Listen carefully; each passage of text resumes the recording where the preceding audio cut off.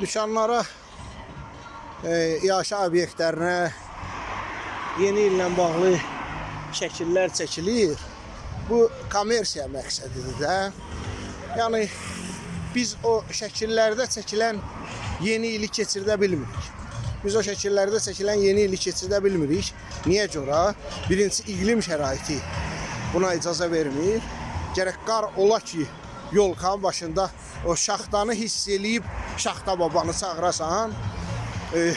Qar ola ki, yolkanın başında fırlanıb xaravod gedəsən, Sinegavik qar adam düzəldəsən.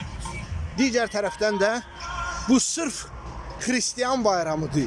Yolkanın bəzənməsi adətinə, ənənəsinə kimi oxuya bilərsiniz.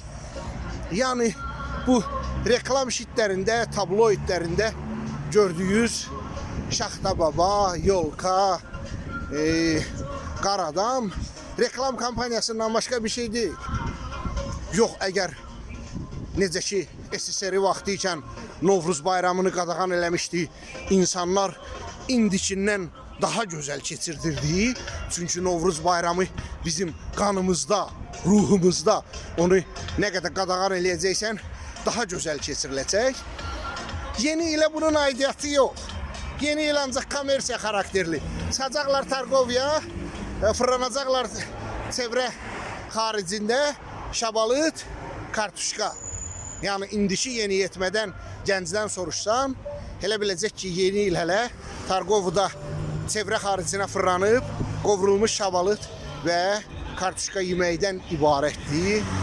Ondansa 31 dekabr Milli Həmrəylik günü kimi qeyd eləsək, daha gözəl olar. Öz bayramımız kimi, Milli Həmrəylik günü kimi. Onsuz o dekor kimi gördüyün şəkilləri əksinə psixologiyada bir sınıqlıq əmələ gətirər ki, hər tərəfdə şaxta baba şəkli, qar adam şəkli.